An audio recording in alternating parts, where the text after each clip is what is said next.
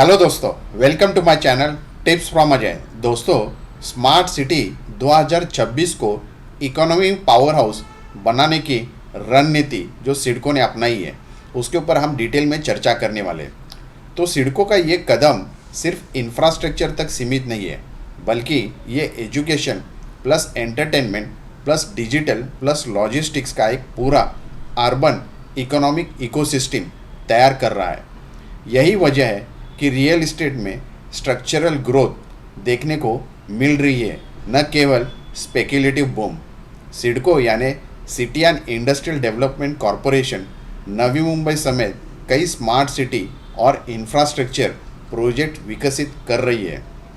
इन योजनाओं का मकसद केवल घर बनाना नहीं है, बल्कि पूरा आर्थिक इकोसिस्टम, बिजनेस हब और ग्लोबल सिटी बनाना भी है। अब हम देखते हैं कि नए आर्थिक हब्स और निवेश केंद्र कहाँ कहाँ पे कैसे कैसे प्रोजेक्ट्स में डेवलप किए जाएंगे।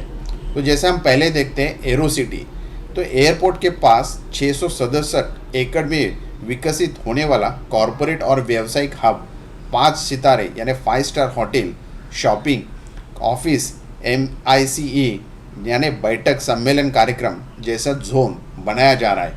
ये नवी मुंबई का एक बांद्रा कुर्ला कॉम्प्लेक्स जैसा बिजनेस डिस्ट्रीब्यूट बनने की क्षमता रखता है। दूसरा है इंटरनेशनल एडू सिटी। कई विदेशी और प्रतिष्ठित यूनिवर्सिटीज़ को एकीकृत शिक्षण केंद्र के रूप में बनाया जा रहा है, जिससे शिक्षकार्थियों और शोधकर्ताओं यानी रिसर्चर को भी भारी संख्या आएगी। इससे ये अनुमान लगाया जा रहा है कि इस क्षेत्र में लगभग 20,000 रोजगार का सृजन होगा। तीसरा है एंटरटेनमेंट एंड कल्चरल हब यानी लाइव अरीना। एक world class dedicated stage plus live arena का निर्माण हो रहा है, ख़ास तौर पे जिसका कैपेसिटी 45,000 लोगों की होगी। इससे शहर में टूरिज़्म, इवेंट्स, खेल और संगीत कार्यक्रमों को एक नई पहचान मिलेगी। चौथा है medicity and health care zones. बड़े अस्पताल, मेडिकल सर्विसेज कॉम्प्लेक्स, बायोटेक और हेल्थ रिसर्च सेंटर, जिससे स्वास्थ्य, पर्यटन और रोजगार में वृद्धि होगी।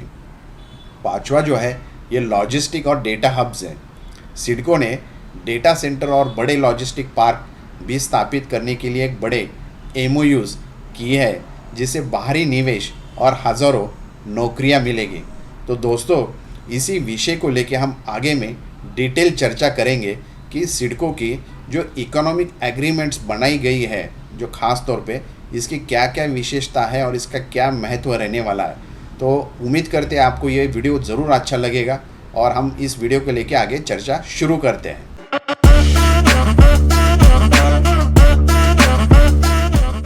तो दोस्तों, सिडको के बिग इकोनॉमिक एग्रीमेंट जो साइन हुए हैं, जो महाराष्ट्र के मुख्यमंत्री देवेंद्र फडणवीस द्वारा, तो उसके ऊपर हम चर्चा करते हैं। तो पहला है एरोडिटिस इंटरनेशनल एरो डी सिटी। तो ये 20,000 से लेके 25,000 करोड़ का, जिसमें 20,000 प्लस नौकरी आने की संभावना है। और इसका क्षेत्र है नैना क्षेत्र में यानी पनवेल उल्वे बेल्ट के अंदर। एयरपोर्ट इन्फ्लुएंस जोन के भीतर रहेगा ये। बेहतर कनेक्टिविटी जैसे NMIMN plus SCLR extension plus metro का भी इसको फ़ायदा मिलेगा। अब ये क्यों बनेगा? क्योंकि विदेशी और top international universities Navi Mumbai airport के आसपास आएंगे। रिसर्च सेंटर, स्टूडेंट हाउसिंग बनेगा और एक टेक एंड नॉलेज पार्क का भी डेवलपमेंट किया जाएगा। अब प्रॉपर्टी मार्केट पर इसका क्या असर होगा? तो रेंटल बूम होगा, स्टूडेंट्स, प्रोफेसर, रिसर्च स्टाफ आएंगे। 1 रूम किचन, 1 BHK को लिविंग की ज़बरदस्त मांग बढ़ती हुई दिखाई देगी। कैपिटल एप्रिसिएशन, एडू सिटी के आसपास ज़मीन और फ्लैट्स में मीडियम टू लॉन्ग टर्म 2 गुना पोटेंशियल रखता है। सबसे ज़्यादा फ़ायदा किन क्षेत्रों को होगा? तो पनवेल, न्यू पनवेल ईस्ट, उल्वे सेक्टर 17 से 19 तक, नैना के अधिसूचित गांव में इसका सबसे ज़्यादा फ़ायदा दिखाई दे सकता है। दूसरा जो इकोनॉमिक जोन जो जहाँ पे डेवलपमेंट बनाई जा रही है, वो बुक माई शो लाइव अरीना है, जो 1,700 crore Asia class entertainment hub होगा। दोस्तों, आप सब ने जाना होगा कि जो भी अभी तक कॉन्सर्ट्स होते थे, वो खारघर के BKC प्लॉट पे यानी पेटपाड़ा मेट्रो स्टेशन के आसपास होते थे, और इसको काफ़ी बड़ा एक इकोनॉमिक देखा जाए तो फाइनेंशियली स्टेबिलिटी और फ़ायदा सिडको को मिलता था। तो अभी इसके लिए एक डेडिकेटेड स्पेस अलॉट हो जाएगी। इसका लोकेशन खास करके खारघर पनवेल कॉरिडोर में रहेगा। यह central park plus metro connectivity के पास रहेगा। ये क्यों बनेगा? तो इससे ये बेनिफिट होगा कि 45,000 प्लस कैपेसिटी इंडोर अरीना की रहेगी। International concert plus sports global events जो कार्यक्रम रहते हैं वो इस कॉम्प्लेक्स में होंगे। इसके साथ साथ hotels, cafes, retail, night life ecosystem भी डेवलप करेगी। अब देखते हैं इसका प्रॉपर्टी पर क्या प्रभाव होगा। तो लाइफस्टाइल प्रीमियम जोन्स डेवलप होते दिखाई देंगे। इसके साथ साथ event days equal to short term rental search यहाँ पे हमें दिखाई दे सकता है। एयरबीएनबी सर्विस्ड अपार्टमेंट्स को इसका ज़्यादा फ़ायदा होगा।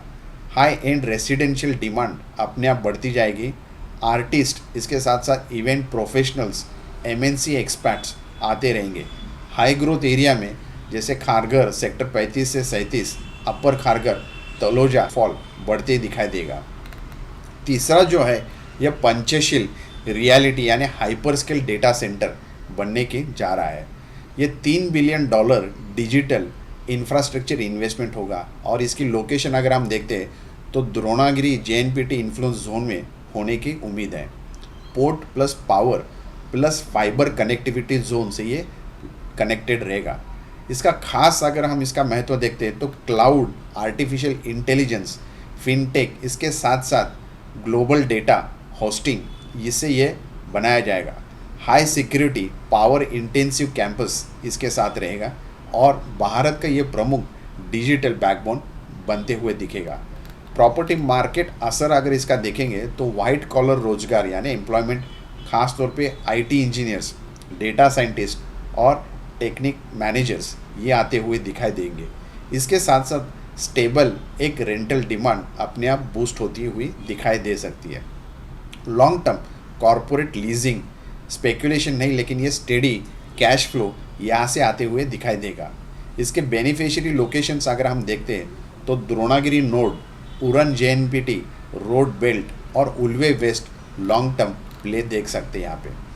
चौथा जो है ये इकोनॉमिक जो प्रोजेक्ट बनते जा रहा है, ये वेल्सपन वर्ल्ड यानी लॉजिस्टिक और इंडस्ट्रियल पार्क है, जो 1,500 से 1,800 करोड़ का इन्वेस्टमेंट रहेगा। इसका लोकेशन रहेगा तो पनवेल जेएनपीटी नैना बेल्ट के अंदर ये रहेगा। Mumbai Goa highway plus dedicated freight corridor के अंदर ये होते हुए दिखेगा। ये क्यों बनेगा? तो इसका फ़ायदा ये है कि warehousing plus cold storage की ये फैसिलिटी देगा। ई कॉमर्स और उसके साथ साथ फुलफिलमेंट सेंटर्स जो होंगे इसके साथ ये बनाया जाएगा। एक्सपोर्ट इंपोर्ट लॉजिस्टिक्स हब इसको डेवलप किया जाएगा। तो रियल इस्टेट पर क्या असर होगा? तो blue plus grey collar housing demand अपने आप बढ़ेगी। इसके साथ साथ affordable housing plus rental colonies आसपास के एरिया में डेवलप होती हुई दिखाई देगी।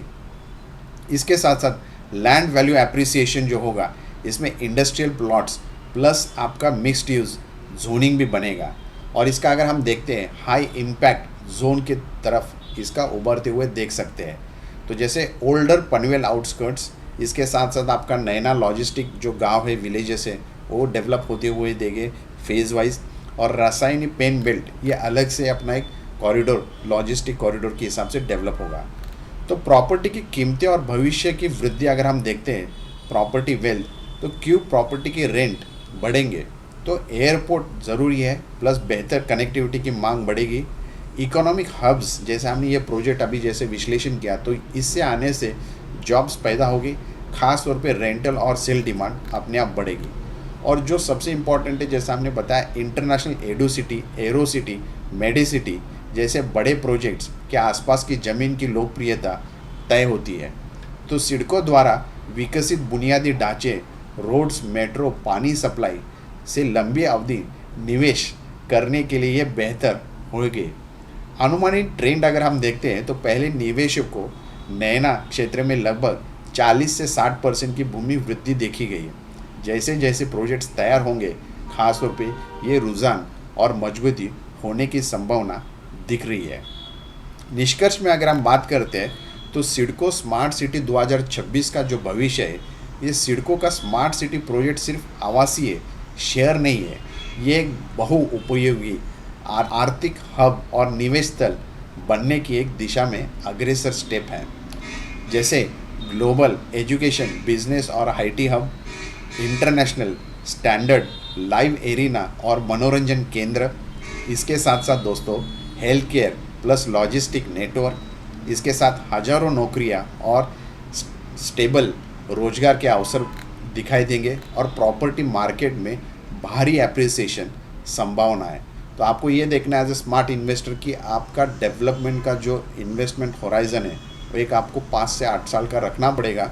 और ये जो आने वाली डेवलपमेंट है जो सिडको द्वारा स्मार्ट सिटी 2026 का विजन सिडको ने रखा है, जिस तरह से वो आर्थिक डेवलपमेंट या इकोनॉमिक डेवलपमेंट प्रोजेक्ट्स लेके आ रही है, उसमें काफ़ी कुछ इन्वेस्टमेंट के ऑप्शंस आपके पास दे रही है। तो ज़रूर आप अपने लीगल कंसल्टेंट के द्वारा इसको समझिए और उसके बाद पूरा ड्यू डिलिजेंस फॉलो करने के बाद इसमें इन्वेस्टमेंट करिए और इसका फ़ायदा और लाभ उठाइए। अगर वीडियो अच्छा लगा होगा तो ज़रूर सब्सक्राइब करिए, शेयर करिए। Thank you so much. Take care of yourself and your family. Thank you.